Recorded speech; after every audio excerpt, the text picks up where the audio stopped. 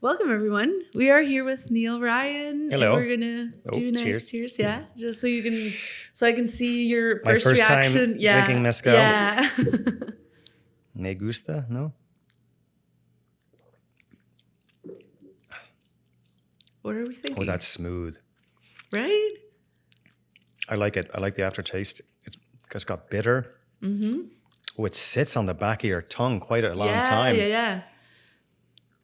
It's going to work. Need a nap. No. Mezcal really nice. for those sleepy times. Yeah. That was very good. It's really nice. Ooh, you wouldn't want to shoot that. No. No, right? Holy. Exactly. Because it's, even though it's smooth, it's still kind of harsh to have it on one go. So it's like you and sip I can it. feel that moving through my bloodstream already. That is fast acting to acting. Yeah. Holy. Yeah. Okay. That's why we sip it. Yeah, That's why we sip it. Be a very short podcast otherwise, yeah. Yeah, that's true. Okay, let me chase that with here. Let's see what this is. I don't know what this. We're drinking a beer here. 33 acres. Yeah, it's a French Blanche. Ooh, it's not cheers. necessarily something that we accompany mezcal with, but we do accompany with a beer. Okay. So, yeah. That's a softer touch after that. Yeah. So that's why, it's nice to combine it. It's like, it's really, Yeah. yeah. I feel very talkative all of a sudden. Let's go. Yeah. So how are you doing? Very good. Good? Very good. Yeah. Very good to be here. Thanks for inviting me into your home. Yeah. And doing this. I love this. My favorite subject, talking about me. Yeah. I'm really happy to have you here. Yeah. Awesome. I'm a great fan. Every time you play at Guilt, I'm always like telling everyone because I started in the kitchen. Sometimes I'm front of house. And so every time I would, be in the kitchen and I didn't necessarily knew you were playing, because sometimes I just go to work and then be like, oh, like this person's playing or this band's playing. And it would always be like the best of surprises. I would always get in a really good mood because I'd be like, oh my God. That's really nice. Like Neal Ryan's playing and like you should listen to this guy. He has like the best voice and songs are so nice and heartwarming, and it's like That's it's so really lovely. nice. Yeah. It's so lovely. And you know what? Like now I can take those kind of compliments and they don't go into that place of like they don't pump my tires. They don't go into the ego so much. They go into that place where I recognize the gift that I have and that what the effect is. But it's not necessarily the goal to go and wow people. It's to be the best version of myself every time I sing and play. You know what I mean? And not sit in any kind of like energy of like, oh, I wonder what people are thinking about this. I've really managed to shed that side of the musician and just inhabit just the gift and the love of what I do. Okay. Every time. So I think that's what people are feeling because I'm feeling it. That's what I'm putting out there. And that's why I tell stories and I'm the king of dad jokes, like just terrible stuff goes on from my mouth to the crowd. And people seem to kind of get on board or they don't. It doesn't really matter to me. I mean, at the end of the day, it's like, well, whatever. But I love that. Thank you very much for sharing that. Yes. Honestly, I really enjoy every time you play at Guild. To be fair, I've only seen you play at Guild, so I've never experienced you playing it at other places. But right now you mentioned that you also play with a band. Like I've always see you play solo, so I'm like, oh, I feel like I should also get on board and watching you play with a band. But I don't know what that's like. If it's like a different feeling, like do you get into a different mood? Or like mindset? Is it more Good like, question. Because now you have to connect with crowd and your bandmates, Well, let me backtrack a second because the last band experience I had, which was one in a very, very, very few. Like I started my musical career, I cut my teeth, as the saying goes, on playing with other people and forming a band. Okay. We called it a band. It was just two other people who didn't have the same goals as I did. And it kind of made me think that a band was too much of an extraneous responsibility. In other words, I can be professional and responsible for myself, but can I trust all these other people to show up and, be their best selves and also bring a great attitude into the room and etc.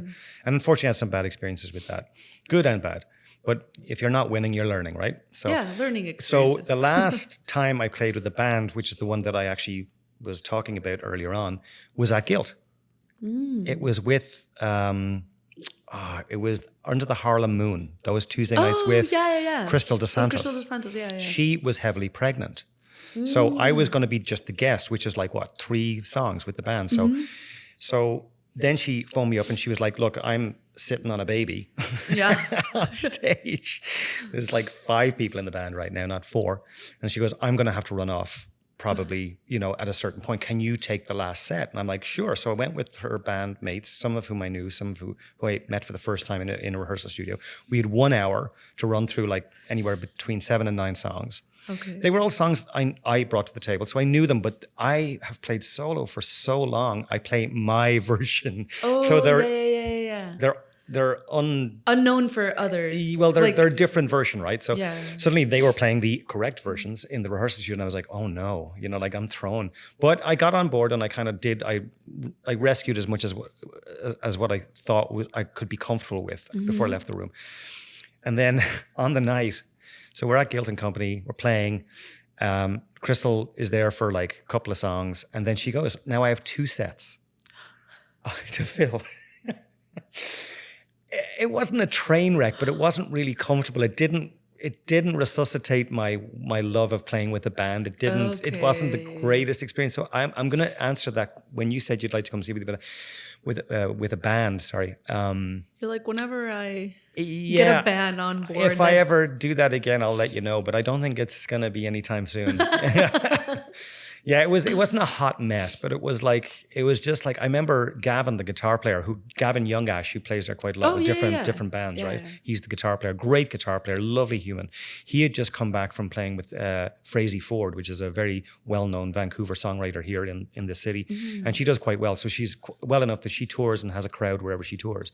So he was in London with her, London, England, and he had just come back from an international flight that day, and everything was breaking down on him. He was knackered. Knackered is an Irish word for tired. So, and it's just a great explanation. When you say I'm knackered, it just sounds it. Like, if you didn't know what it means, you can kind of take a good guess at that. So he was done, and then his amp just collapsed on him. So he was playing through just the sound. So he was hearing his So he was having such a bad night. I am there like I've like stapled a smile onto my face because I'm dying up there. I'm like, not enjoying. No it one at in the all. band is enjoying what's happening, only because like one member has fallen and everybody's kind of like trying to they're on stilts at this point in time, trying to patch something together that sounds like a show. The crowd don't even notice; they're shouting for more at the end, and I'm like, nope, I'm done. Get me out of here. I just left. But that was my last band experience, and I think I'm so comfortable playing, just solo, and what you hear there at Guilt and Company, which, by the way, is not just my favorite place. It's my favorite place because it challenges me every single time. Oh wow! And why is that? Like, what challenges?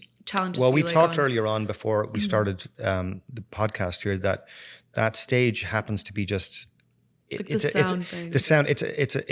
the materials that the room is made of. It's stone and wood, and it's low ceiling and very. It basically eats up a lot of frequency. So what you're left with is a very mid-rangey, high end. The bass is pretty much nowhere to be found in your ears, So you're playing with like not a full deck of cards musically, and you have to get over yourself real quick. Yeah. You know what I mean? If your ego gets involved in that, like, oh, I don't sound like I do in my bedroom. It's kind of like almost like that first time where you do an open mic when you start off. Yeah. What I say to people, can I swear on this podcast? Yeah, you can do whatever you want. When I say to people, when they are saying, well, I just want to learn how to play a few songs live, and I go, well, just do it and embrace the fuck up. Yeah. Don't think about performing perfectly. Think about performing horribly, and you'll probably be pleasantly surprised. Because so that brings me back to that stage does that again, and it's a wonderful, humbling feeling, because when you get it right on that stage and you got the crowd, it's magic. Yeah. You know what I mean? And that's why I love playing there so much. It's because I do every time. I cannot rest on my laurels. I can't just go in and go, I got this. I don't got this. Different sound person, what are they going to be like? How many people are going to be in the room? When that room is packed, different sound. Yeah. You know what I mean? It eats up, again, now you got bodies eating up the sound as well. Yeah. So there's a whole different array of different, what you could call them problems, but like you could call them also opportunities to learn is the way I'd like to kind of put it. So when I say the room is difficult, that's a good thing. Okay, yeah, because it changes. Like sometimes you have people standing, sometimes you have people just sitting, and then sometimes you have, I don't know, whatever, like everything. Well, I got the sitting crowd for sure. You know what I do. Yeah, yeah. I'm not your party get up and dance guy. I'm the Velvet Mafia. Yeah, but I mean, for Underneath the Harlem Moon, you get like a bit of both. Oh, I did. I did mostly Motown kind of stuff, like okay, yeah. like how sweet it is to be loved. Yeah, nice. Yeah, so that's like like half and half, I guess. Like some people get up and dance, and like some other people are just like chilling and like, or like like clapping on their. Oh yeah, I've seen that place go crazy. Like yeah. And I don't know how, once you've got that, that's also another pressure for the band, because once you got people dancing, some people feed off it, I don't. If people start dancing, I see it as like a real responsibility. You're like, now I have to keep it going. And I'm sweating bullets. I'm like, because my repertoire, I've got some bangers in there. I got some real dancing, because I play 5 nights a week in different places, right? Okay. Mostly in the corporate world, like the hotels and the restaurants. Okay. And then some places like Guilds and Company that are actually musically inclined, where people go to listen. But when people start dancing, I'm like, you're like, oh no, oh no. I can't go back to my usual soft, because I'll do one or two, but I measure myself. I measure like, okay, here's this quantifies it pretty well in my mind. I play in some venues, and it's not uncommon for me to play 4.5 hours, right? Okay. That's how long most of the gigs are nowadays. Yeah. To play, to It's earn a living it is, but I'm so conditioned for it. Yeah. So I pace myself, right? So I choose which sets, especially if I'm doing a party or a wedding or something like that. Generally isn't that long, but I'll choose where I'm going to get that, pick it up. Crescendo. Nice word. In Guilt and Company, I do an hour, and I'm more exhausted after that 1 hour than I am after 4.5 hours. Really? Of doing my other gigs. Yeah. But why is it like mentally? Because the energy. Okay. The energy that you're putting in. People are really trained on you. They're like listening. They're there for you. Yeah. Hotels, you're just a service. You might as well be curtains, singing curtains. I mean, that would be novelty. Well, you'd be a really great singing curtain. Yeah. Might be velvet. Yeah. Crushed velvet. Yeah, I guess it probably does make a difference, like to have people just like really watching and just like, okay, I'm really here to listen to what you have to say, what you're gonna sing, and fill my ears with. And energy is a real thing between us. Like if you're sitting on a stage for 4.5 hours and you're largely being ignored, you're making an impact. Like you're changing literally the vibrations in the room. Yeah. You were adding a beautiful frequency to the room. Most musicians miss that when they're in this kind of job that we do. They kind of tend to forget that you're not being totally ignored.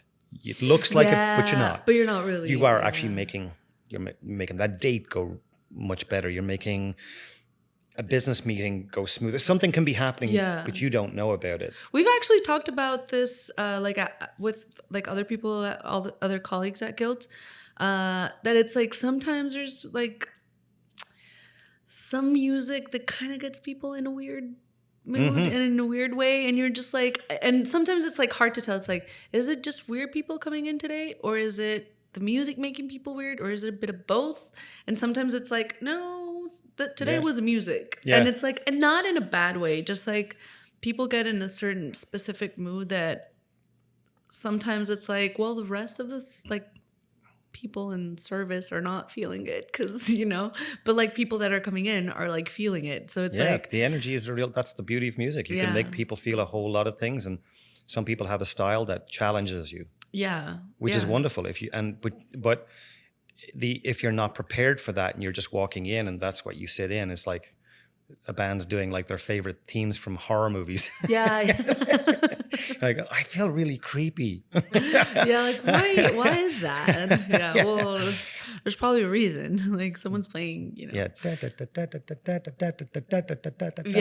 oh, you just feel anxious, anxious. Yeah, exactly. I get that. I've heard that from staff at the hotels too. They get some people in who are incredibly high energy and they're incredible performers, but it doesn't match the atmosphere. Yeah. Like I said, energy is a real thing. I mean, between you and me, there's molecules. Like, I mean, in a cubic square meter in this room is 10 to the trillion molecules. That's how much molecules is between me and you. Yeah.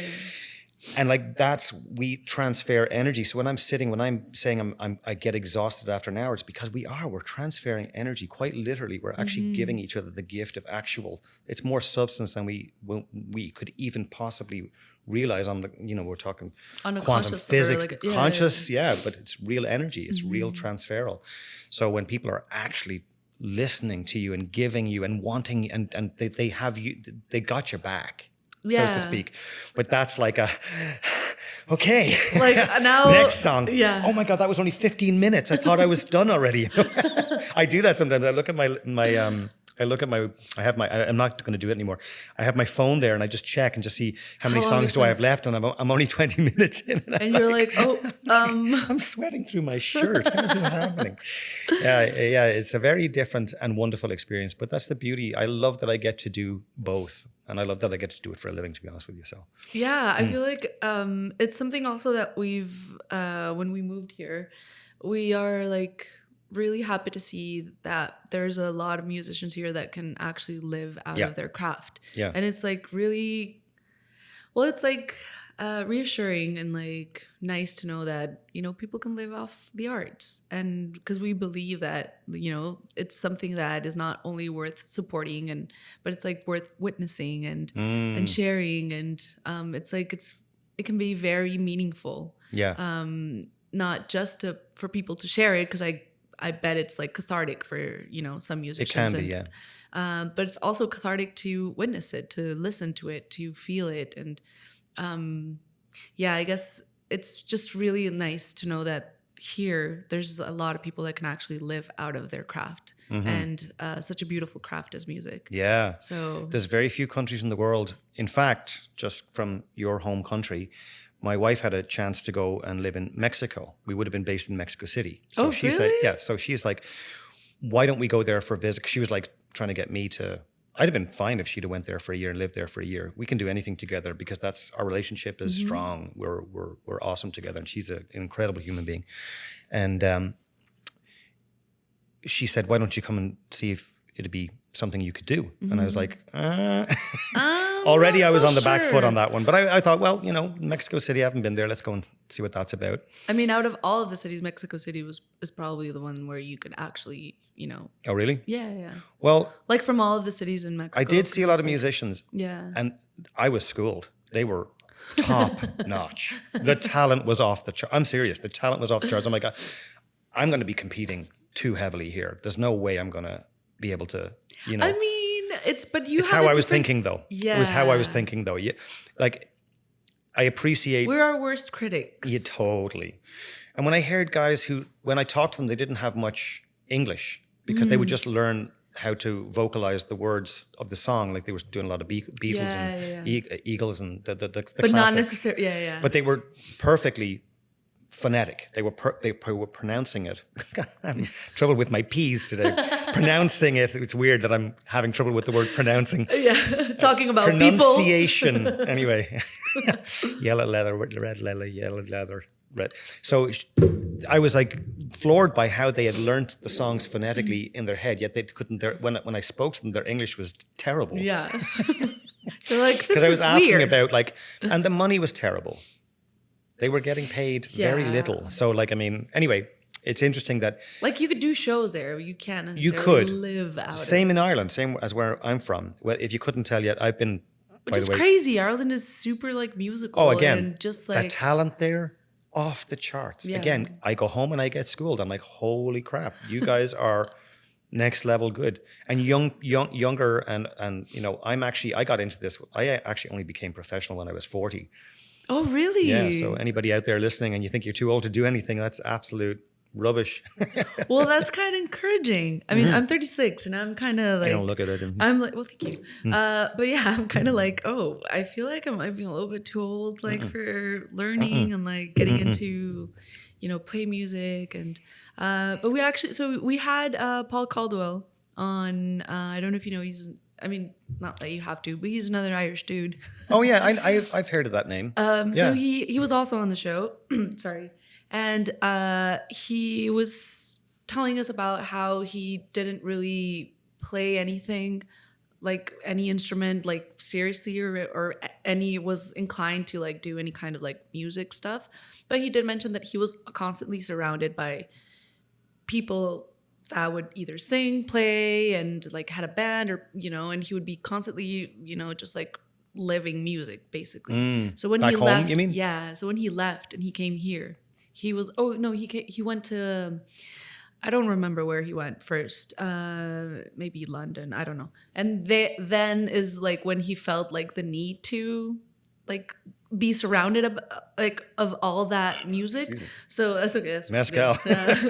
So I was like, that's fine. And so he started to learn, and I mean, it wasn't that old, but he was like 19. And it's like kind of different than other musicians that we've talked to, where they started like when they were 7 or like 13 or 12. So he was like older. I was like, oh, so you got into like a little bit late.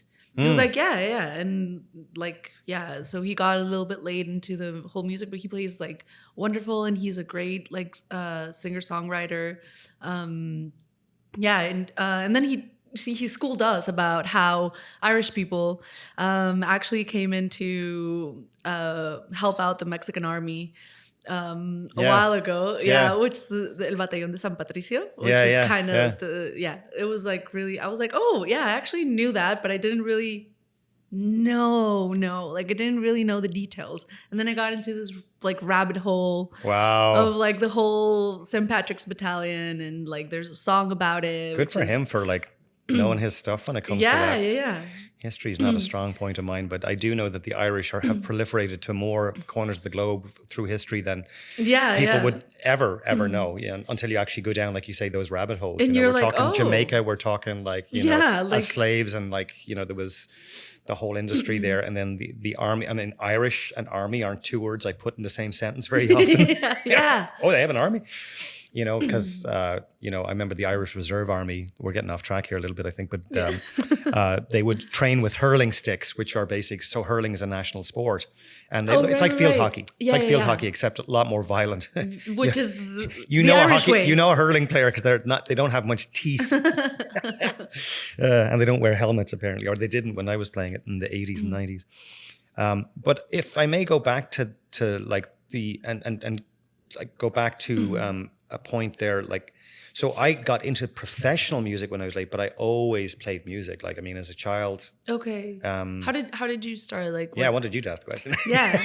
I didn't I'm leading the interview here. No, it's fine. I actually did want to go I will blame this for absolutely everything that happens in this interview. I did want to ask you that. Yeah. I was sort of trying to get into that, but like, I don't know. Why I mentioned that about like being surrounded about music and then getting into it. You mentioned that you got into it professionally at 40, but like, did you start before? You mentioned you started before, but how was that? Like, do you have a musical family? Were you more like just surrounded by people? Yeah, I mean, you actually nailed it. Yep. I come from a very musical family. My mum and dad. My dad's actually a musician, a working musician back in Ireland at 78. Oh, wow. He didn't really start doing... Kudos, pops. Yeah, and my mum sang, and she was in the Royal Opera Society of Ireland, the Irish Royal Opera Society, and she taught music and on and off. She was very industrious. She did a lot of stuff just to make money, because growing up in the 70s and 80s in Ireland was real poor, I mean, on the edge. Yeah. Still, my dad was a single earner with 4 kids. I've got 3 sisters. So the basis for music was there. Like, I mean, I feel now people growing up have a harder time to find their way through something to what you might call a passion that isn't video games or something, because there's so much distraction in our society. We didn't have that. So I was put into a choir. I was like a professional singer for all intents and purposes, like when I was 12. So I was in a choir from the age of like 7 to 12 or 13, actually, St. John's Lane Boys Choir. And we were good. Like like we were really good. I still love listening to those tapes that my dad would sneak a tape recorder into the church. Nice. Click. You know, you'd hear all these old ladies coughing and just like through this beautiful angelic voice. The real ambience. Yeah. And it would echo throughout the church. This was a huge church on Thomas Street in Dublin. They were doing the bass or something. Exactly. I need some phlegm. Yeah. And so I did that. And then from that, I would also do what they would call feis ceoils, which is Irish singing competitions. So there was feis Matthew, feis ceoil, and there was feis was just the word before any, whatever Gaelish? the instrument was. Huh? What's Felsh? Feis. Oh, Feis feis. ceoil. It's Oscuelga. It's Irish. Oh, okay. It's in Oscuelga means in Irish. So I have a little bit of the Irish language in me still.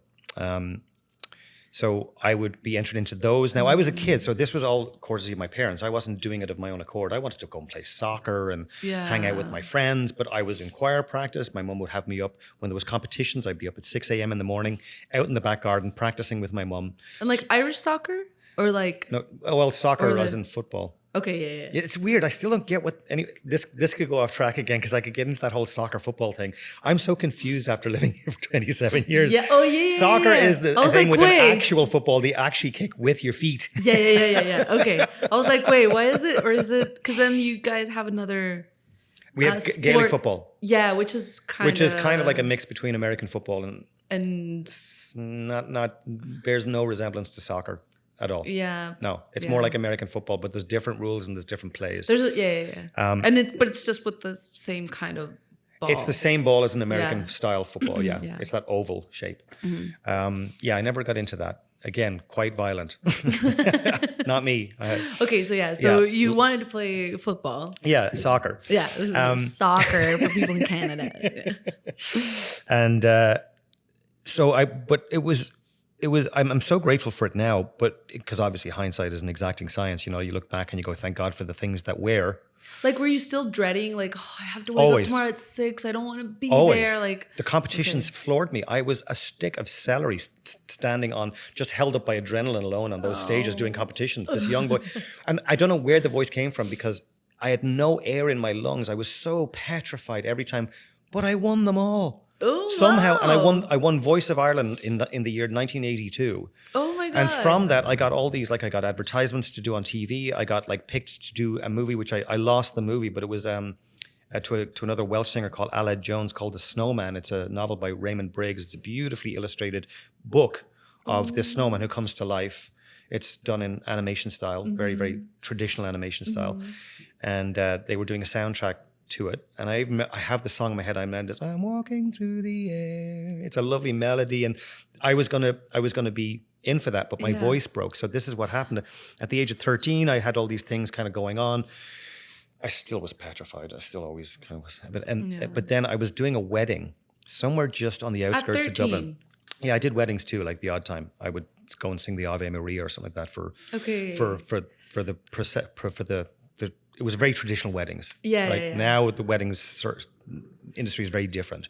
I mean, but in Mexico, I feel like they're probably like, it's still traditional. Yeah. Yeah. Now it's 15 minutes and done. It's like going to Vegas in the drive-through. Yeah. At least that's how I experience it. No, I do Mexico weddings as well. It's still like really? A full hour at the church. The ceremony and everything, the word of God, and everybody shakes hands and does that. Okay. And everyone's Catholic, and or like almost everyone. 70% of the population in Mexico, I think, is 70%, I think. That's about the same as Ireland, I would say. But people aren't practicing anymore. The churches are not. Yeah. They're definitely not full. But there's still like the full ceremony with like people singing, the choir, and like the whole. Oh wow! Not a choir, maybe like a small like trio. I won't be going to any weddings in Mexico. I know, but it's like it's like a trio or like maybe a duo. But there's always someone singing at church for the full like church ceremony at weddings. So so maybe you could do that in Mexico City if you ever maybe.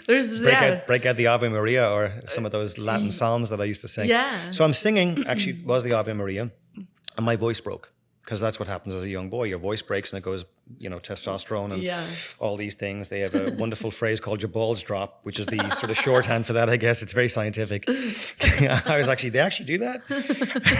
Yeah, no, they were up in your chest, you not remember? And then they just get the elevator. They have to get the elevator all the way down and boom, there you go. What's that? And now your voice is weird. Yeah, now your voice. But I had no singing voice. So halfway through the Ave Maria, my voice just goes down the elevator and it breaks, it cracks. I got no voice. And did you get a side eye from the lady? Oh, I don't remember. You know what? All I remember was them handing me my £40 because at the time the currency was still in pounds. It wasn't the euro. We had our own currency in Ireland, pound, or the punt as it was called. And they handed me it with a grimace. They didn't exactly. It was like almost like I took it and they sort of grabbed it back a little bit and we had a little bit of thing. But I'm 13. What are they going to do? But I remember running from that church with the cry of freedom in my head because I'm a young boy. Yeah. I don't want to go to choir practice. Mm-hmm. So I didn't sing again then till about maybe my 30s. Oh, wow. Yeah, when my voice broke, I didn't. It was a big, huge gap. But did you ever sing, to yourself? No. Like at home and just be like. No, the guitar became my full expression. And even then, it took a long, from the age of 13 to maybe about 20, there was always musical instruments in our house. Singing was still a thing, like at parties. Christmas in our house was like, my mum would insist that people have a sing-song, which was great. We'd all join in reluctantly. And then everybody would just be like, oh, I'm so glad you did that. Okay. It's such almost like a healing thing. We were the same family as everybody else. We had problems, dysfunction and all the rest of it, but we all survived. But what really glued us together was these times when we all got together and actually sang together. And, everybody got in on the act, And do your sisters sing? Yeah, I got 3 sisters. The eldest sister, Liz, she ran her own opera company called the Drawing Room Opera Company for years. Wow. She's not in that anymore. She's pivoted into psychology. Lucy and Evelyn, my younger sisters, they didn't go into music and they didn't really have much of a musical journey. Inclination, yeah. Yeah, or inclination. But when I hear them sing, I'm like, oh, they have something. Well, they still could, but they just don't. They do when they're lubricated in the right way, so as to speak. I mean, you could go anyway with that sentence. But when enough drink or the right song comes along, my youngest sister, Evelyn, has such a great voice. I'm always there's a huge love between us, me and my youngest sister. Like we just have that connection. Mm-hmm. And so Are you when the I oldest? sing, I'm second in command. Okay. Second Not that they ever listen to me. Yeah. But no, that's. And you're also the only guy. I'm the only one who left as well. I'm the only one who left. I'm the only one who's not actually still there in Dublin. Okay. I was gonna say you probably get oh, but you're a boy. Shut up. Or pretty much. And just everyone just kind of. The sisters were busy fighting. I mean, wow. I mean, the relation. It's true. The relationship to a mother and a son and daughters to a mother. Oh. Yeah. Well, it's It's like war. Oedipus and Although we didn't have that. My mum very purposefully kicked me out of the house when I was 18 just to avoid any kind of weird sort of dynamic Oedipus. in the relationship. Yeah. Just to say how it ended. I'm familiar with that story. But so then I started singing at around 30. Maybe 30, 33, somewhere in that, can't quite remember. And then I started writing songs around then, but I was also I was in a bad space at that place. So writing was it's weird. What got me writing was an addiction. I was addicted to drugs. Oh. Yeah, I went into full addiction here. And this was here in Vancouver already? Yeah. I never took any drugs. I mean, again, talk about late start. In 30s, starting doing what I was doing, and then got into it for a full 6 years. Wow. So I got very lost. But here's the silver lining, is that because when you do drugs at a later stage, your brain is fully developed, so you're not really in danger of some of the things that you're in danger of if you start drugs very young, because your emotional centers haven't yet to develop. Your chemical levels, oxytocin, all these wonderful resilience building, things that regulate mood and all the rest of it, they're not there when you're 16, 17, 18 even, and you start doing drugs, even smoking marijuana. I don't agree with it in that realm. I agree with it when you have when your brain has fully come to its full growth cycle, or whatever you call that. So when I started doing drugs, there was a wonderful creative spurt with it. And I just started writing. Like I would write verses, like big Irish shanties, 100 verses long, you know, like, I mean, they were just like, just the Gettysburg Address of songs, you know, like this was like. And you were already playing guitar. Yeah. And so this really locked me in. It funneled all my energies into that. You know, I had a sort of a honeymoon period with drugs that was very creative and really focused me in on that. Well, so it's a weird sort Some of drugs like really give you that hyper focus. Yeah, and then they turn into just being a drug addict. Yeah, I mean, because I guess like they disconnect you from like, or I mean, every drug is different, I guess, or every drug is different, but there are some drugs that really give you that hyper focus and just like disconnect you from the rest. So if you needed to be disconnected, any kind of methamphetamine would do that for the first while. It'll zero you in on something, and it'll be very tweaky. It'll, you know, if somebody was to witness it, it looks very unnerving. It looks very unsettling to witness it. But when you're in it, you just think the universe is playing through you. Yeah. You know, it opens up all those centers. For the wrong reasons, maybe. Ultimately, if you can't get out, I was lucky. I believe in guardian angels. I believe in something that got me out of that, but I got out pretty unscathed, actually. I went in, got very into it. Music came out of that. Songs, none of the songs that Which you is hear crazy. none of the songs you hear now are part of that. They were the initiation, and then I moved from that world into a more sort of cleaner world of just like, I have too much love in my life to go down that road. And so I got out, and then I got out with a bunch of songs. And then I went into a guy and brought the songs to this guy who I just met through another musician. He heard the songs. He's like, I don't care what we do and how we have to do it. And he's a really good guy, well known around town. His name is Bill Buckingham. And he's like, I want to record these songs with you. Whatever you can pay, just do that. Oh, That's nice. how, So again, being taken care of. Like I spent 3 years completely sober, no relationships, no nothing. I just thought, oh, you know what? I have to get to know this guy. Because all my relationships, as well as the addictions, were part of the addiction. They were the same pattern of everything in my life. And I had to kind of expose the common thread, which was me. So these relationships were like, blame the other person. I was like, no, I can only control this. So this is what I have to, if the word fix is appropriate, then fix. And so I did that. I white knuckled the hell out of it, but I mean, Yeah, but I totally understand. I feel like probably a lot of people might go through that process when you realize you're blaming on the same kind of things with different situations or people, and you're like, why am I always having this same problem? And it's like, well, maybe it doesn't mean that you are the problem, but you are in fact either searching for it because for whatever reason, because maybe it's what you've known your whole life, because it's what subconsciously you feel comfortable with being around. But like until you discover that, it either be a long journey or a short one. And, you know, some people are lucky enough to actually be able to realize that and get out of that and just, you know, cut cycles and just be like, I need to do something different because I have so much more to give, you know? If you're lucky enough in yourself to not so heavily identify with your current position, whatever that is in life, and just always go on a journey of what I like to call compassionate curiosity. People say be kind to yourself. That's one way of saying it. Compassionate curiosity means you're going to feel what you feel.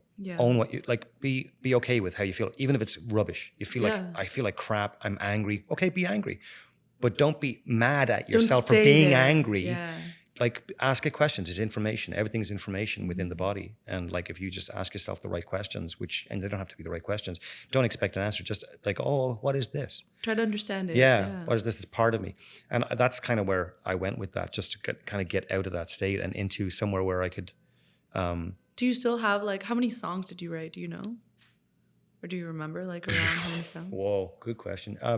I still have them all in writing on pages. They're all just like mad sketches of things, you know. Some of them are really good lyrics. Do you go back to them?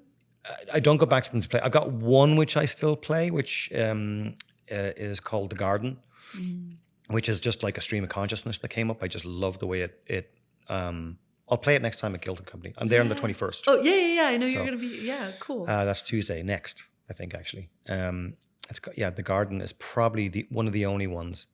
I have about maybe 50 or so that I wrote in that particular, and then got countless ones after that. Like I've just selected the ones I play now are the ones that I resonate with now. They've stood the test of time. Other ones were so time oriented, a place in time. Some of them are really great songs that have been recorded. I also have an album. I'll see if I can remember to bring in the album. You have some of them on Spotify, but I don't know if is it that album? That's the latest offering that I recorded. In 2020. 2020, yeah. It's a long while since I've recorded anything. Before that, in 2016, I also recorded an album of 11 songs. Where is that? It's on CD. You know those things you get for all table you coasters? Young people. CDs are these circular things. Is it Gen V or what is the new generation? Gen Z. Is it Gen Z? And they were like, there's some TikTok thing or thing. I'm not on TikTok, but I saw one thing where they give a really somebody of that generation, a CD of an artist that they know. But they're confused. They're like, what do I do with what this? Is this? Watching them trying to, shove it into places like, no, you put that underneath the door and then... It's like, what do I do with this? Do I take a picture of it with my phone? Does it play? And Never mind giving them a tape. Remember the tapes with the cellophane? Like the celluloid? Yeah. You put in a pencil to yeah. I think my first cassette was Thriller. Oh, wow. Michael Jackson. That was my first cassette that I remember. I'm going to go back even further. My first album on vinyl was ABBA, Super Trooper. Nice. Yeah. Nice. Yeah. And I remember my, again, coming from the sort of like the edge of poverty that we did. And I don't mean that as a joke. I'm not trying to be, funny or coy or anything like that with that. I really mean that. And this is a good story that illustrates this. I requested that album as a Christmas present. Oh, nice. And so that's a great Christmas present to ask. I think I was like, I must have been like 9 or 10 or 11, somewhere in that. I don't have a great memory past or before a certain point in my life. I have patchwork. It gets like kind of sense memories. Yeah, it's a bit muddled. But I do remember this. My mum handing me, a wrapped record. Oh, what is that? It looks like a record. And my mum just went, I hope you know how much we paid for this. And my dad's just going, Trish, shush. She was just so mad about it because obviously they were strapped for cash at that point. This isn't her. She's not that's not indicative of her. It was just that one particular year. Like, they were having a really hard time and they got me it. And she was like, it was her way of saying, I love you, I guess. I hope you enjoy it. Yeah, you better enjoy it. You better play it every single sort of day. Twitchy left even eye. Though, what's your first memory of, like you said, your mom sings, and what's your first memory of your parents? Like, the first time when you were like, oh, this is music. It was always there. It was so prolific in our lives. Wow, what a good question. You know what? I think it was just so innate, like literally from the womb. I mean, it was always there. So there's no one memory that stands out as the sort of the genesis of like, oh, this is music. It was just so like, if you didn't play that, it was weird to me. Where's that? Like if I went into another family's house, which I did, and there was no musical instruments or anything like that, I was like, it would feel empty to me. Oh, okay. I've never actually said that like that, but that's actually, it rings very true. Our house was just so like full of instruments and, music was such a part of it. The album collection that my dad and mum had was very inspirational to me. Now, again, at the time, it's just there. It's part of the furniture. But now when I look back, I'm like, Pink Floyd, Dark Side of the Moon, the Eagles, all these great albums, which we still have. My dad still has them. They were such an integral part of who I am as a musician now. So it's all those building blocks as I look back and like look at how the layering effect went on. So when I go back and think, I do remember my mum and dad having a band called Us Two. And I remember they recorded some songs and I was really proud of it. And I brought it I was in college, I was in art college at this point in time. And I brought it in to have my friends listen to it. And all I remember is this guy, Gary O'Neill, he looked at the cover of the album and goes, Us Two? It's kind of like you two. And I'm like, no, it's nothing like you two. It's my mum and dad. He goes, yeah, but... And the cynicism ruined it, absolutely ruined it for me. Like, I was just like, you bastard, Like, I didn't really see it that way until you said it. Yeah, but I did. Yeah. I was very proud of it. So there was... And they would just sing, like, Irish songs from, like, the the Wolf Tones and all these other Irish bands. Yeah. Nice. So Irish music was a big part of it too, like the actual traditional Irish music songs too. I don't do that anymore really so much, but you can hear it in some of my songs. You can hear the influence in that, the 3/4 time, the 6/8 time sort of songs. And even like in general, I feel like the way you write songs is like very storytelling. Some people are like, thank you for saying that. Some music is like more, it's not that the lyrics don't matter. It's just like more, they matter in a different way. So it's more like how it sounds phonetically and how that phonetic makes you feel and, you know, goes with the melody or whatever. But some people, and I feel like it's kind of like very Irish to have like the words, it's what the words mean. And yes, of course, how they sound and they go with the melody because it's part of, you know, doing that song. But it's like what the words mean, like what, I don't know. I feel like it's a lot more, just like what the meaning of the words. It's in you're right. in Where itself, I resonate completely with what you're saying. I know sometimes the English language it fails us to try and sort of like get across. You know, it's where language stops and just like the actual like understanding of like, I totally understand what you're saying and I really appreciate it actually too. They call it the troubadour in the States.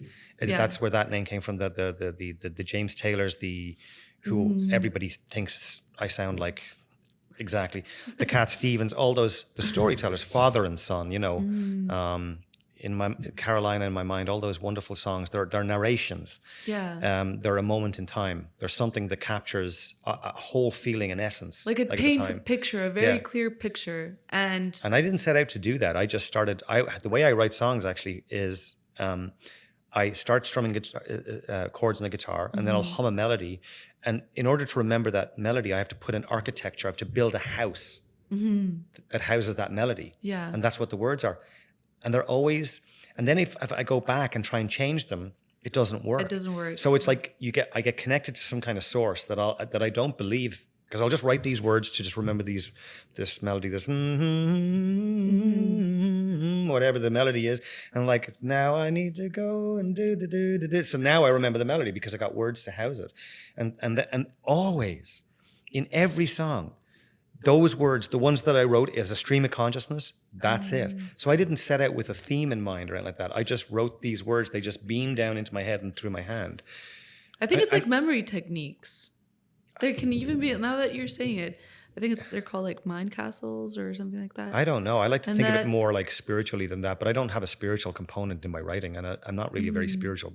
Well, but like, because you said a house, I was like, well, it's like kind of like the mind castles. I think I don't remember the word. I like to think connected to source, connected to something that's actually just flowing through. They call it the fugue state, the flow state. Okay. Because most of my good songs are written in less than half an hour. Oh, nice. I don't. If I have to leave and come back, it but won't like get the finished. full song, like the full song, melody, start to lyrics, beginning to end. Oh, nice. It gets written in that time frame, or generally there has been songs that have taken hours or a full day. But if I break, I have to stay with it. If I break, my perfectionist tendencies kick in, and then I start trying to make a perfect song. Okay. Whereas you just have to get it down. Just have to get it down. Yeah. Splash. Get it just out. Throw just get that it paint. Out, yeah. You know, throw shit at the canvas and whatever shit sticks, that's the shit. Yeah. Don't. Yeah. And I doubted for Jackson years. Pollock it. Yeah, exactly. And I doubted for years. For years, some of the songs that are my best songs are the ones that I was so insecure about, because I was like, I don't even know what this means. I try, and even now you might even hear me struggle to explain what a song means, because it changes year to year. And I've given up to the point the last time I played in Guilt and Company, I was like, sometimes I say what these stories are about, but it doesn't mean anything to me. I'm telling a story that I told like 2 years ago, but my life has changed so much since then. So these words mean something completely different to me now. So what I love about it is these songs are everybody's. They're not mine, because somebody will go, I love that song because it reminds me of, or it elicits this memory or this sensation. I'm like, that's what it is. That's the importance of witnessing art. Yeah. And like, because exactly. Like I feel like sometimes, and I've also like asked this to musicians, like sometimes have you ever had someone be like, oh, you know, you wrote the song and I heard it and I remember when blah blah blah blah, and they gave their meaning of that song. You're like, that's totally different with what I was aiming for and like the mindset that I was but that sounds like I can still relate to that. I can still understand it, and it's like, it's so nice to have someone resonate with something that I wrote in a different way. Yeah. And I guess it happens because it's the same. I guess it's also like how, stories work. Sometimes you can, if someone tells you a story and you pick out like the things that are more convenient for you because it's what you resonate the most with. And it's not necessarily what the storyteller is actually saying, but it's what happens. Yeah. And that's how like some, music and stories evolve throughout time because it's like people just try to get what they relate to the most. Yeah. And it's nice. That's a great opportunity to tell people that they're wrong. Yeah, also. No, I'm joking. No, you're wrong. It's nothing like that. You're so off the mark. Like, oh my God, just stop listening to my song. Yeah. But have you ever had that? Someone be like, I heard the song and I remember. Actually, one moment sticks out in time of some girl who I was playing at a place called the Backstage Lounge on Granville Island. I don't know if they do much music there anymore. It's a really Granville Island in itself is like destination. You have to pack a backpack. It's not even an island, by the way, for the listeners. It's just across a bridge. Anyway, but it's just this very, you have to really mentally know you're going to this location. It's, it's once the show is done, it's really hard to get a cab. And it's just anyway. So it was very, very, always very hard to get crowds there. But I remember one show, there was a great crowd and there was these 3 girls there and one of them was getting married or said she was going to get married sometime in her life. And if she did, that would be the song. And she kind of broke down what the song meant to her. And I thought it was a really good, and we still keep in contact after just from that one, on social media. Moment, I say, we're still like, I mean, she actually, she sent a picture to me about a year ago with something I'd written on my CD. She bought a CD and asked me to sign it.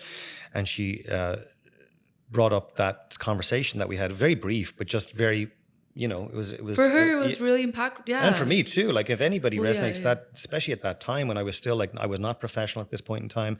I was just sort of trying to kind of work on my craft and presenting my songs live. And again, on a stage that sounded horrible. And I always had a real hard time on the stage. Yeah. And I always thought I sounded way worse than I did because I've seen videos. And it's a case of, I wish I could have enjoyed those moments more because they sound great. Yeah. They sound great. But my ego would not let go of the perfectionist tendencies that is me on stage. I have to, when people tell me I have a beautiful voice or whatever like that, that is, I've let go of it now. But at that time I was like, that's what I must be. In that case, I must be this beautiful voice. And if I wasn't hearing it that way, because I've got such astronomically high standards. That's what people tell you. You have, you are already that, beautiful voice. Thank you. And I accept that now, but I don't need to be that all the time. Yeah. I actually embrace just getting up and performing and let the chips fall where they may. I mean, I have I do recognize that I have something that it'd be really hard to fuck it up. If I'm being completely honest with myself. If I just get up there and even if I do my worst, it's still good enough because I'm never going to phone it in. If I'm doing really badly, it's because that's all I have on that night. Yeah. In all sincerity. Even when I do four and a half hours, not one song gets left behind. I don't phone anything in. It is my duty to myself and the songs to really kind of make the best out of each and every one of them. Mm-hmm. And I learn from them. Even though some of the songs I sing in the other world that I inhabit, which is the corporate world, like Dock at the Bay, Sitting on the Dock of the Bay, Otis Redding, right? One of the most widely known and widely sung songs by a lot of different artists. I'm always learning from that song. I'm always trying to get that Otis Redding feel to it, but still make it mine. And I've yet to get it. I'm always chasing that song. Every time I start, I'm like, here we go, what's going to happen? And I think I might have gotten close once or twice, but. I mean, that might be also just, because that's your perception. But totally. maybe someone else is like, oh my God, that was so perfect. And, or he was even better than Otis Redding. And you're like, what? No, but I've been tasting him. What are you saying? Well, he died before that song was released. So he didn't even get to kind of really judge it, enjoy his own success. It was a very tragic story, but that's just an example. Yeah. I mean, and my own songs are the same. In fact, I've gotten so used to getting so much, attention from doing cover songs. It's actually, and I do that so much more of a percentage of my time than I do my own original stuff, that doing my own original stuff actually is hard. sometimes because I don't practice it as much as I do the cover songs. They don't get the same amount of airtime, playtime.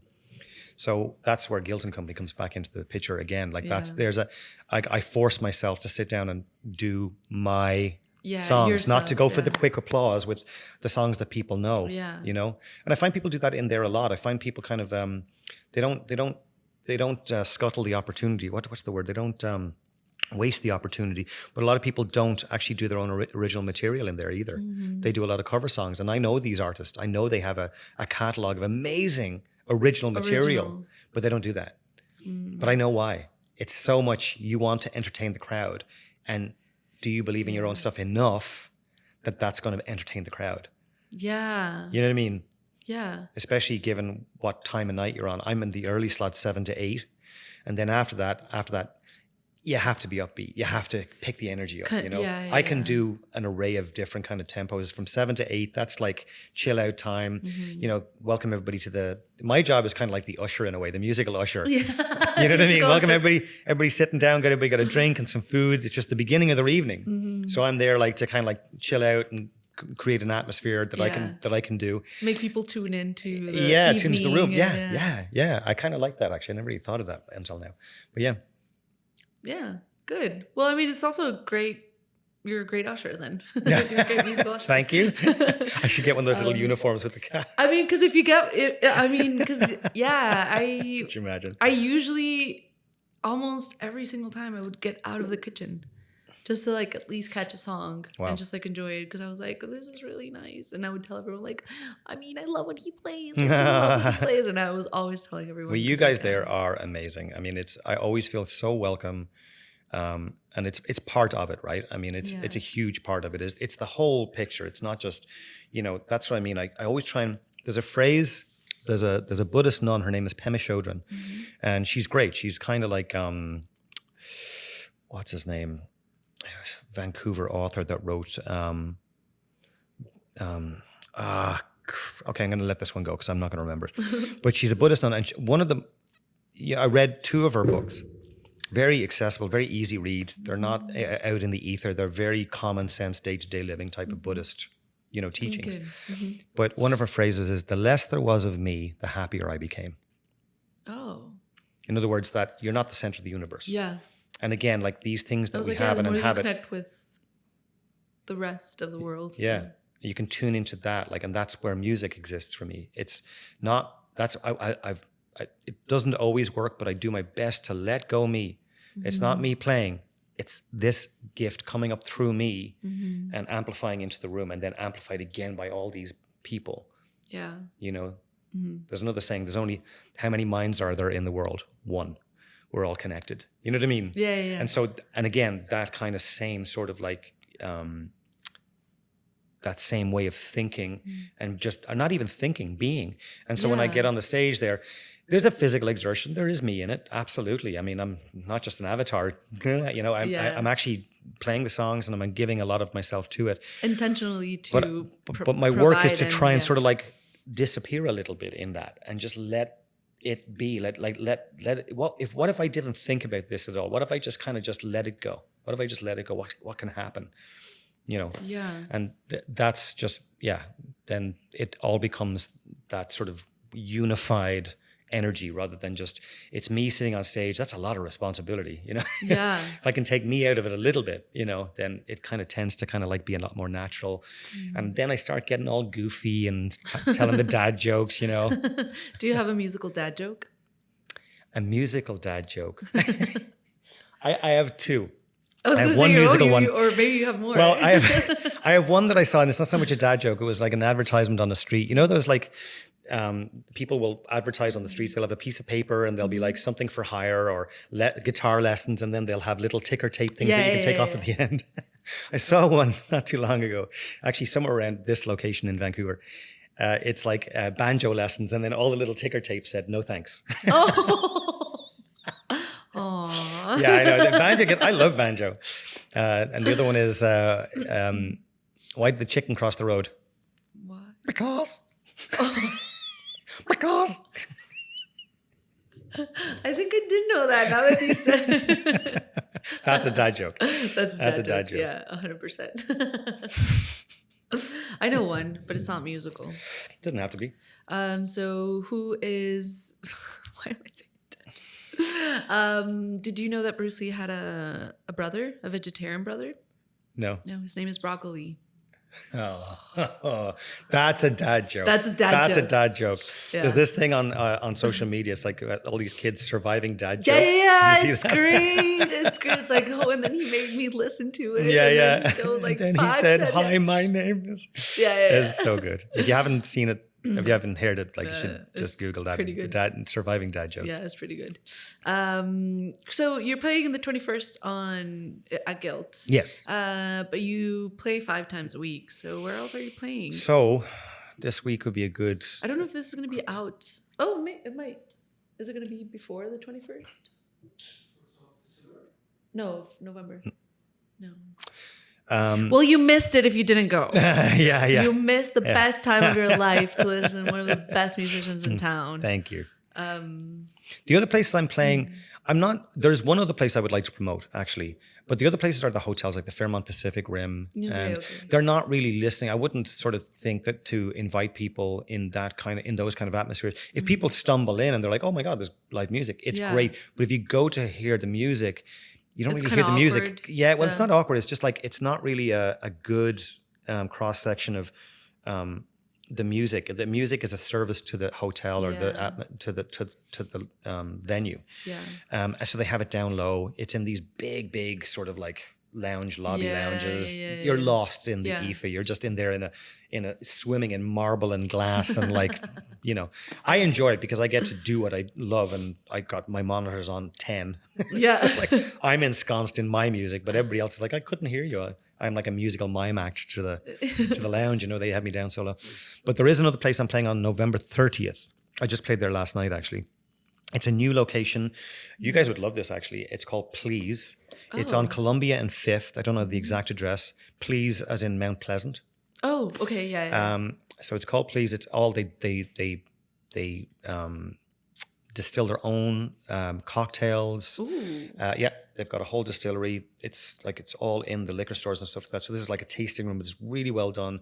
They have live music Thursdays. I'm there, 5th and Columbia, on the 30th of this month, 30th of November, from 6 to 9. Nice. If anybody feels like taking in a show in a new place and supporting a new place too, because it really needs it. I mean, it's in one of those locations that it's a destination. In other words, there's not really a lot of foot traffic, if any. Okay. You know what I mean? Like, So you have to know you're going to that place. Yeah, definitely. You have to, again, and it's not too out of the way. It's just off of Main Street. Okay. So it's Main and 5th, and if you just keep walking down west, you'll see it on the right hand side there. So it's called Please. I'm there November 30th, 6 to 9. And then on Guilt and Company on the 21st from 7 to 8. Nice. Yeah. Okay. And you mentioned earlier that you were still like writing songs right now, or that you should get back on recording. No, I have. Are you trying to work on that? Are you... I'm so busy these days with things like right now it's the Christmas season, so I'm doing Christmas parties, so I'm learning the Christmas music. I'm always doing something that isn't writing, that takes away here's the trade-off. And it's not unfortunate, it just is what it is. Mm-hmm. I don't get the time to write. Yeah. It's like if you were a chef and you go home, what's the last thing you want to do is cook a meal. Yeah. You know what I mean? If I play for 4.5 hours, I'm done. Yeah. That's it. Like people are always saying to my wife when they hear me sing, goes, oh, it must be great. He must be serenading you all the time. She's like, I don't hear him at all. No. Yeah. I don't even know he plays music anymore. He just goes out and goes to a job. I don't know what he does. Yeah. It really is. It's like, so writing is something that unfortunately has taken a bit of a hit over the last 3 years. So I do have songs that haven't been recorded yet that you hear them sometimes at the club. I play a lot of them. And there's ones that have been recorded. I've got stuff on Spotify under my name, Neal Ryan, and it's Neal with an A, Neal Ryan. And then I have a CD, which I got to bring it into you. Do you have a way to play a CD here? We do, so not right now, but we actually do have like a few CDs at some of the guests on the wall. Like, because it's like we still need to get that CD player. We have one of those. Real goals there. Yeah, I mean we have one for like to play vinyls. Oh, fun! Yeah, so we still need to get the CD player. I'm looking at a record player here. That's fun. Oh. So we still need. Yeah, we're still. I mean, we're not that new to the city, but we're still new. So we still are still like getting those like extra gadgets to make it a full like home. Musical home, so it won't be empty. Yeah, CD player isn't something that'll be on anybody's list. I mean, it's like I say, it's an unfortunate thing, but it's such a good album. I wish I like had the motivation to put it on Spotify. Like I have everything's there. Like that's the thing again, it comes back to that same point like I just made. Like I don't have the motivation when I've done singing after a week. You're usually take 2 days off. I'm like, I'm done. I love what I do and I invest in it heavily when I'm there. And that's the thing. I give it everything. And then when I have a day off, I don't touch it. Yeah, because you also have like, it's not. You also have other hobbies or like other, I also do. I do volunteer work with some with kids and stuff like that as well. So like that's a big part of my life as well, and I love it. So it's so different to the music. The music comes into it a little bit. The kids, they love to hear Christmas music any time of the year. I remember playing Jingle Bells. Like, and here's a knack that I learned. Here's a thing that I learned about kids because I don't have any of my own. Don't do anything you're not prepared to do 100 times the first time. Yeah. So when I played Jingle Bells, that was the day. Every kid has OCD, so it's like, can you do it again? Yeah. You're like, Jingle Bells like, I in can't. June. Yeah, like, it's just so great. Yeah, I have a nephew. Well, I have a lot of them, but like one of them was just completely obsessed with a Christmas song actually, and he would be the most like shy kid and just like don't talk to me and don't look at me because like I'm just shy and I don't want you to like look at me. And, but whenever you would play that song and you gave him a microphone, he would be like, "Can I ask this? What song it was?" No, it's like El Burrito Sabanero. Okay. People in Mexico know about it. Right. So he would just be like, El Burrito Sabanero. And then like as soon as like precious. This song would like keep building up, he would be like, burrito. I love it. He was just like, he was the shyest little kid. Just, And that was his threshold. Yeah. That was his break-free moment. Yeah, he would be, and then we would all try to like make him feel like a lot more comfortable. So we would all start dancing to it. Fun. And then he would be like, so it would be over and he was like, again. We would be like, oh damn, now we have to dance again. Yeah. And do Ring Around the Rosie with the. It's a marathon. It's not a race. And he would be like, and then over, and he would be like, again. Like, oh my god. So you have to be prepared to do it 100 times at least. I was taught that by one of my friends who has kids. It's like, don't do that thing that you're going to do because that's going to be your evening. You learn the hard way. Then. Yeah, and working with these kids, some after school programs and everything like that, it's absolutely precious. I love it, but I get to leave, right? So, because I got a certain set time that I'm there. I'm there for like 4 hours in the day. Yeah. Like, oh, time's up. By the way, I fed your kid lots of sugar. See ya. Yeah, exactly. Yeah, I'm that. And with my nephews and nieces. So I won't apologize to my sisters. They know. No, you got to have that fun uncle, fun aunt, like exactly. offset. There's discipline, and that's another thing I learned about kids. Don't try and implement rules or regulations if I'm not going to be that guy. Don't be confusing. Be whatever it is I am. Just naturally be that. Don't try to be something different around kids or like think that. And they'll also know. And if they don't, man. Then they'll feel very betrayed and then don't want to have don't have anything to do with you. So it's like you need to be kind of wise around kids. Being around kids is the biggest, steepest learning curve that I think because I've only really done this for the last year. I only started, and I didn't know how I'd be around kids again, not having any of my own. And I made it was a decision, and also then nature said no because myself and my wife kind of realized that wasn't going to happen, and so like we kind of like pivoted our life into something else, mostly travel and what we do. Our lives are great, by the way. Nice. I was going to say, all your parents out there. Yeah. Sucks. Jealous. To be you. Yeah. No, we've got friends who are kids, and it's oh man, it's mayhem. It's just. Yeah, I kind of might have dodged a bullet there. I don't know, but it's when I'm around them, when any kids at all, and we're talking like the ones we have are like anywhere from there's 5 to 9, 9 to 12, and then 12 and upwards to even 19. We get older kids as well. They're not kids; they're adults, and they teach me how to be myself, more of myself, like every time. Just be myself. Nice. Don't deviate. Don't Yeah. try and like I see people talking slower or like adopt a certain kind of mannerism when they talk to a kid. I'm like, what are you doing? Yeah. Now kids think you talk like that. Hey, are you okay? Like, are you dumb? You talk to them? Yeah. It's like, what are you doing, man? Yeah. Even kids are gonna be like, Yeah, especially with social media and the savviness and everything like that. Kids are born and they're pinching a screen. I was like, how did you do that? When I saw kids when iPhones and everything came out first, I was so the late whole to the like party. zooming Yeah, in, and you're like, what? yeah. You're second nature to you. Oh my what? God, you're going to be inventing something very soon. Like, Yeah. this is like you are on. But my auntie used to say that. I have a very famous auntie, like who was famous in Ireland. She was an author, Claire Boylan, and she would say that, like, this was way back in the 80s. I remember her saying to me that the kids of the present generation are born into the technologies and the new Of that moment in time. of that. Yeah, they have it. It comes with the package being born. You're born into that, and it makes so much sense. Like even things like skills. I used to be mad into breakdancing and skateboarding, and that was in the 80s and 90s. And I was breakdancing right to the 90s and skateboarding right till like maybe the early 2000s. That's when my body just sort of gave in and on those respective things and said, no, you're not doing that anymore. It's not because I felt I should be an adult. I would still do it now at 53 if I could, absolutely 100%. So I still watch videos. And when I'm watching breakdancing videos like Red Bull, BC1, all these breakdancing competitions worldwide, what we were doing and what they're doing now, It's just holy... Have you guys seen this thing called slickback? It's a dance called the slickback. No. Okay, when we're done this, you got to Google this.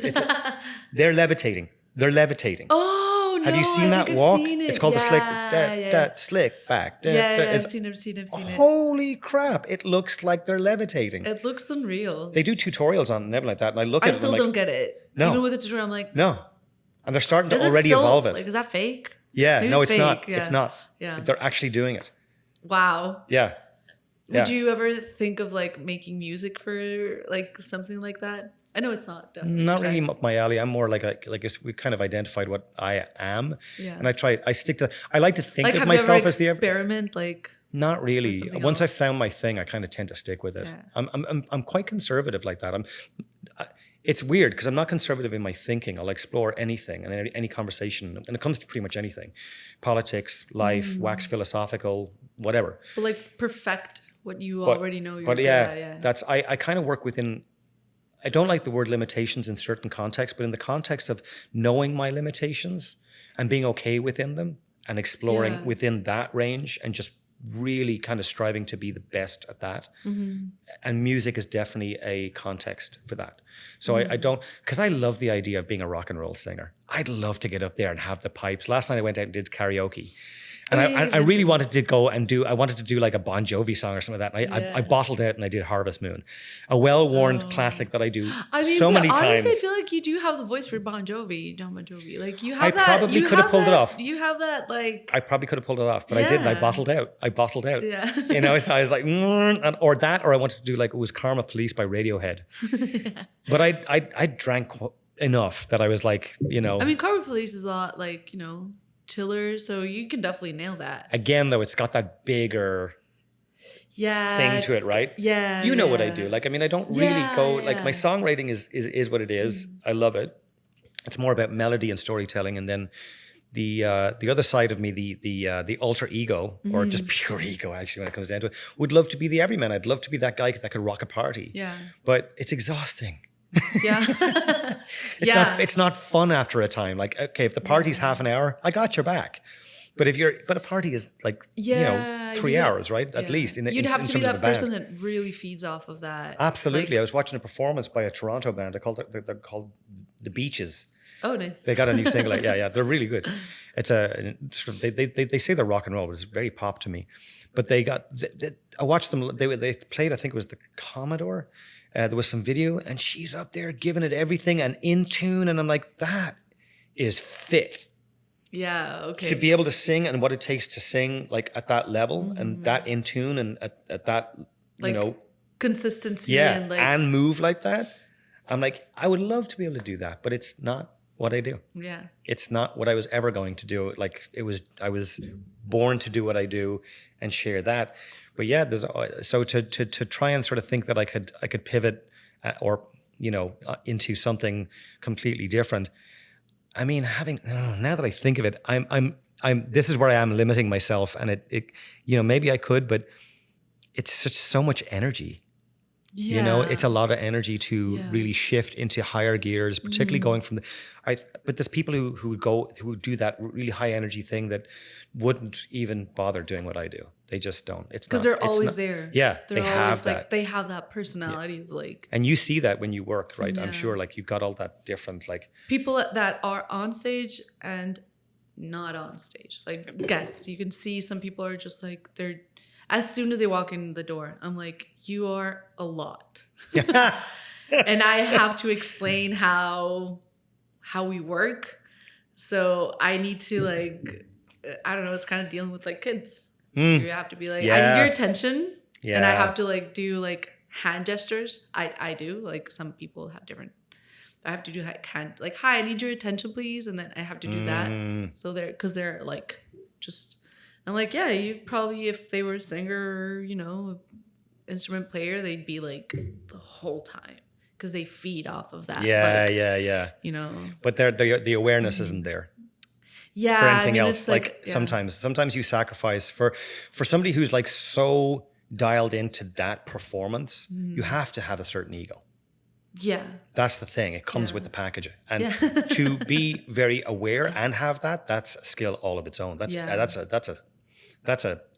another kind of like being. Yeah. That's a spiritual light, But I get it when you're like, if you like, I was watching a documentary. I love the biography documentaries on, not biographies, but self-authored, like, so what do they call that? Like, biography on Robbie Williams. Robbie Williams was an English pop star. Yeah. Take That, remember? Yeah. I want you back for good. Whatever you did. Anyway, 80,000 people. What does it take to get it up in front of 80,000 people at Nebworth or any of these like festivals, these massive festivals?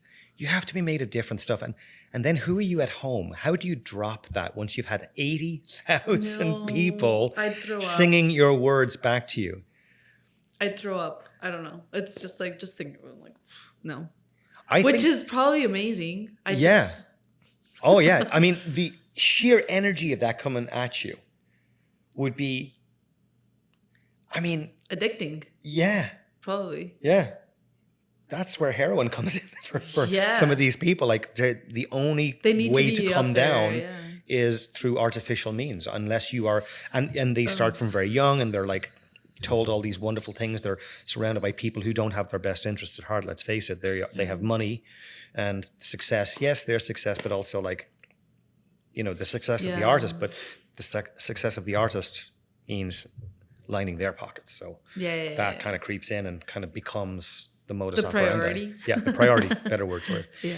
Yeah. So it's like, I don't know how we started on that particular thread. I don't know. Yeah, we're just going all over the place. Yeah. Again, this podcast is brought to you by Mezcal. Yeah, exactly. That's what happened. You want to stay on track? No, don't drink this. Like, why is Lauren asking that? He's probably. I'm sorry. This has been a wonderful tapestry of conversation, though. We've gone absolutely everywhere. There's been no point that's been followed through to more like past like 30 seconds to a minute. I mean, that's the perfect thing about podcasts. It's like, well, that's how like real conversations are. They're all over the place. They're not, in a box. They're not customized. They're just what they are. So why did you? Can I ask you a question? Actually, yeah, sure. Is it proper to do that? Why did you start this? Well, it's more like Paco started. So he just wanted to get into what he was doing in Mexico as well, which was like, being around musicians and getting to, film their like performances. And I just kind of jumped in. Oh. I'm a lawyer in Mexico. Oh, wow. So I was a human rights lawyer once upon a time. Wow, that's impressive. That's kind of hard also. But yeah, I can't even imagine. I used to interview, of course, not interview, but I used to ask a bunch of questions to all of the people who had suffered, grave violations. So I think I got an interest into like interviewing people as well, because I kind of find it, interesting into like when that happened and realizing what other people's minds, like state of minds were during many situations in life, got me into like being like, wow, that's like such a like a marvelous way of thinking, or like a specific way, or like I like trying to understand that always gave me, you know, like tickled me, if you know, so to say, or so to speak. And so when he started doing it, I was like, I'd like to jump in. It's kind of cool to like get into, you know, creep into another person's brain and be like, wow, that's like a really cool way of seeing life, or, you know, approaching certain situations, which is very specific because this is still like within the realm of art and not, you know, like trauma and suffering. Yeah, there's quite the... Yeah, I mean, there's still a lot of cathartic. It's funny now that you said that, I'm looking at you completely differently. Really? Like, yeah, because I'm like, oh my God, she can see right through to my very soul. No, I'm not really. I mean, I feel like this is kind of like different for me. It's kind of like, I don't know, like it's just understanding like more about people, about and different kind of people, because I feel like musicians are just like, you know, you talk about like, oh, there's people that, you know, are just whole different beings when they're like this and that, and they can do this on stage or not. But for me, it's like, well, musicians for me is just like a whole different world. I'm like, yeah, you know? I see. It's interesting that when you say that, when everybody says that, because it's just my life as I know it. Yeah, exactly. So I don't have any other frame of reference. So I just kind of look at the world the way I look at the world. But it's like, you're right. That's such a good point. It's like how we look at the world. It's nature and nurture. What is our background? What's our environment? And then what do we do? You grew into it. So it's like, I understand it, but it's I was still always like, this. I was always this. Yeah. But it's still like, but how does it feel? And what were your thoughts on this? And how did, like, what were you looking at? What were the colors around you that made you think of this and that and write this and that? And why? Why did you choose that word? Why was that melody? I don't know. So it's just like, it's very interesting. Yeah, you could go right in there. You could go completely fractal into it. And some people can answer that. Some people, like I say, their process is very methodical. It's very purposeful. They know these words. They know everything has a place. And then there's other people, like I just described myself, who just kind of go, they just write. Like Bono from U2 does the same thing. I'm not saying we're nothing alike. But I watched I read his biography, and it's just like he mumbles, much like there's other artists, like the Beatles did this sometimes. They would mumble melodies, like they would sing fried egg, fried egg, fried egg over a song. And then they would just like go back, and then they've housed the melody, and then they would go back and they would just write lyrics. But sometimes they'll just mumble until a line comes up. And then that line, that sounds good. Let's stick that. And then he just keep on running down the hill. Oh, that sounds good there, you know. And then just like basically speaking in tongues, you know, that phrase where it's like, that's kind of like the process. I was actually thinking about it. I was like, it looks like it kind of seems like that. Yeah, there's a lot of artists actually very famous, and then people who are just like in the scene. They're not famous, but they're well known in their local, in their region. And they subscribe to that same kind of thing. They just like, they just need words to house a melody. They love the melody. So it's melody first and then words, but then the words kind of take on a deeper root in the song, because I mean, people can relate to them. They're actual real words. They're not a dance song. They're not, hey, baby, baby, baby, baby, baby, baby, baby. They actually have some substance to them. And that's because it's coming from your head and your experience. I mean, like when I write words, I've got this song that I love. It's my favorite song to sing. It's called Back to the Beginning. And it's about, so when I wrote it, it was about, it was in the 2008 crash. And I was kind of trying to write a song. I heard everybody was freaking out.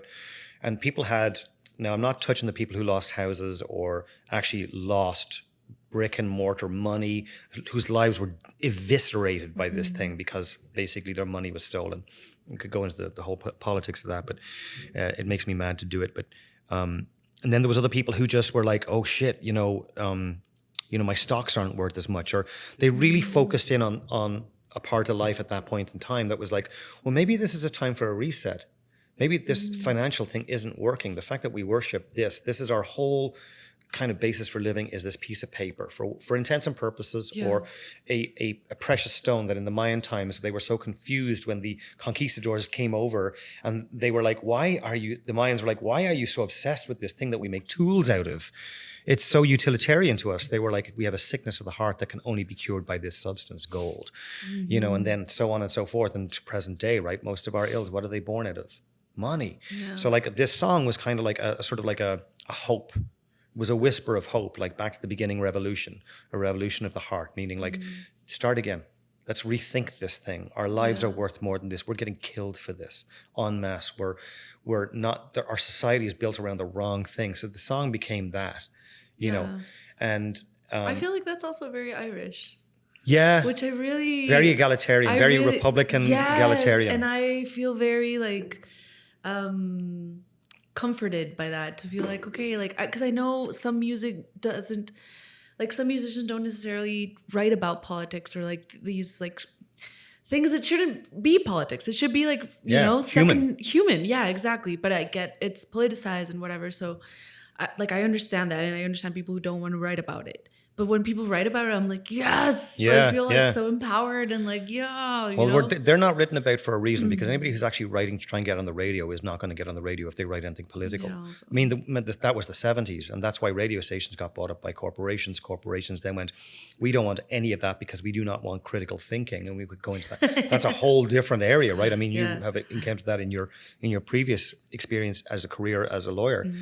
It's like it's a shame, but that's why the substance isn't there as much in the mainstream pop music, for example. I mean, no one's writing a Bob Dylan blowing in the wind. I mean, people are actually writing them, but they're not getting heard. You know, there is that. People say there's no good music and stuff like that. Well, that's such a trope. It's like there is. You just have to there's actually a lack of spaces. That's why we're here. Yeah. And I love that you guys do this. I love that it's just here. I mean, this setup is amazing. Yeah. But it's committed. It's committed. You guys are all in. There is no like. There is a place. Everything has its place and time. Oh, you've even got a clock running. Yeah. What's the longest one you've done so far? Let's go for that. Oof. The longest one? I don't know. 2.5. 2.5. 2.5. Wow. I think, was it mine? No, it was yours. Yeah. It was Paco's. It was in Spanish. In Spanish? Yeah. Wow. That's a lot of content, because you even speak faster in your own native tongue. That was a lot of editing. Yeah. I was like, yep. That's so cool. I'm really happy that you're here. Me too. I'm really happy that I've been like privileged enough to witness your music. Thank you. More than once. And again on the 21st. And then again on the 21st. I don't work that day, but I am gonna go. Oh, cool. Yeah. Oh, cool. Yeah, come along and be part of the crowd for a change, and just actually get to listen. I'll dance maybe now for a change. Change the vibrations and throw you off. Right in front of me. So I'm like, sit, Lorena, sit down. This is not the place for it. Yeah. I'll be like, this is a great place. You're making me sweat. I don't. No, I don't have that. I'm like, no. Stop requesting Brown-Eyed Girl for the second time, third time, fourth time. Or I'm gonna play. I'm gonna ask for a John Bon Jovi song. Oh yeah. I'm really happy that I've been like really privileged to listen to your music. Thank you. I'm really happy to get to know you now. Yeah, this is fantastic. I love this. I love this medium. I want so much to be part of other things like this, and then you just kind of made it easy by when I was coming in the door there, just to say, do you want to be part of this? And my brain's on yes for everything this. Nice. You know what I mean? Especially new things. Like this is the first actual full length podcast I've ever done. Perfect. So thank you. It's been amazing. Thank you for giving us that honor. Well, feelings absolutely mutual. This is amazing. Thank you. And that mezcal has gone down a treat. It is, definitely. I'm gonna pour you an extra for the cheers at the end. Sure. Yeah. I also wanted to ask you, just to finish off. I think I gave you a little bit too much. Sorry. That's okay.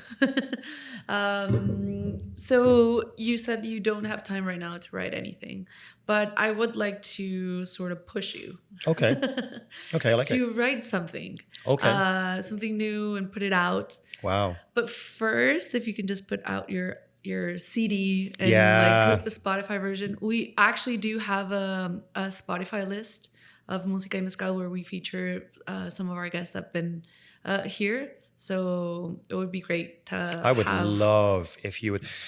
Here's the thing about Spotify and those kind of things as well. Like, I mean, just quickly, I find it very hard to navigate anything digital and new. The way music is now, It's I mean, very I wouldn't have different. fared any better in the past anyway, because I'm just not motivated in that way. Here's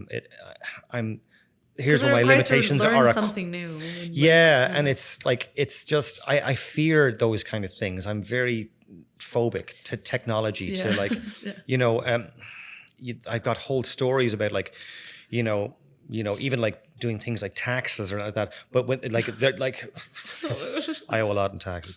And I've just sorted all that out, paid it all off, and I took a lot. Because I'm so scared of doing stuff. I leave everything till it's a mountain. And so the same with music. I have all this wonderful music that no one will hear because I can't push myself to promote, to do the things that you need to do. You need to get into that cringy area of like, hey guys, it's Neal. I'm here to blah, blah, blah, blah, blah on Instagram or whatever. But people, that's the only way you're going to reach people. Yeah. So if you guys can have a song on there, I would love that. I would absolutely love that. Perfect. Yeah, we can go through and I can kind of, you can listen to it and just see which one kind of might suit the, Yeah. yeah. Yeah. There's 6 really good ones to choose from on Spotify right now under. I know I know that you have right now, but just because you mentioned that your album's like your CD's great, I Yeah. haven't heard it. I've just heard the songs you've played live. Yeah. So yeah, it'd be great to actually have it. Yeah. Big time. Yeah. Okay. Okay. Cool. Awesome. Yeah. This is me pushing you then. Okay. I love it. I love it. And I accept the challenge. Nice. Yeah. Great. Okay. I accept the challenge. So Okay. we're gonna finish off. Cheers. Cheers. Yeah. Cheers. This was lovely. Thank you. Yeah. Very much so. I'm going to be drunk by the time I leave here. My wife wants to do a West Coast swing class. That's going to be hilarious. It'll be our first time. And she always leads. She cannot not lead. So it's like, and it's always so frustrating. So I think this might help. Nice. Yeah. But you'd be like, oh my God, you smell like booze.